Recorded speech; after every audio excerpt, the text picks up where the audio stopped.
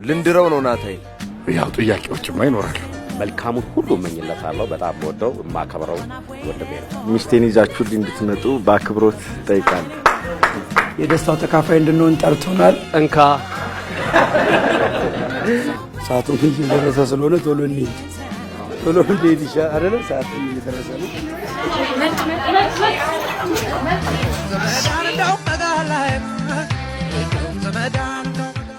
እየጠበቅን ነበር። አንድ የኛ ባለሙያ እየጠበቅን ነበር። የዘገየንበት ምክንያት ለካ እኛን እዛ እያስጠበቀ ወንድማችን እዚህ ተገኝቷል።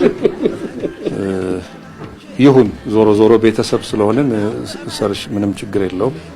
እናንተን በእውነቱ ይሄን ያህል ጊዜም ደቂቃ ማስቆማችንም ለኛም እየተሰማን ስለሆነ ልጃችንን ለልጃችሁ ሰጥተናል። እንድታዋት ፈቅደናል። ያው የዛሬ 3 ወር ትመጣል።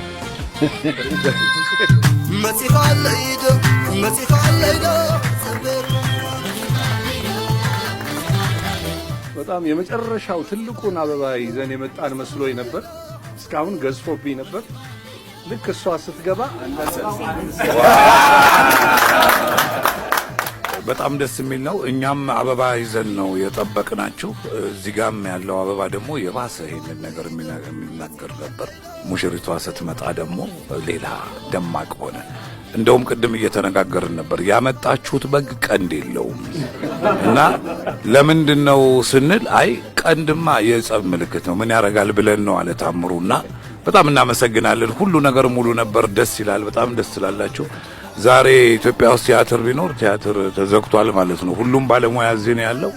ስለመጣችሁ ደስ ብሎናል። ጋብቻችሁን ደግሞ የአብርሃም የሳራ የተባረከ ልክ እንደዚህ አበባ ብዙ ያማረበትና የበዛ ያድርገው ፍሬያችሁን።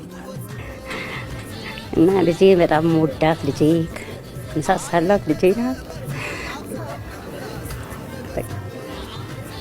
ከዚህ ይበልጣል መወዳት በምድር ላይ ካት መልካም ትዳር ያርግላት። ህይወቷ ይበል። ስለሆንሽ በቅድሚያ በጣም ወድሻለሁ። እንኳን ለዚህ ለተከበረ ቀን አደረሰሽ። በመቀጠል ትዳራችሁ የአብርሃምና የሳራ እንዲሆን በልጅ ተባረካችሁ እንድትሆኑ ስል ከልብ ምኞቴን እገልጻለሁ። ወድሻለሁ።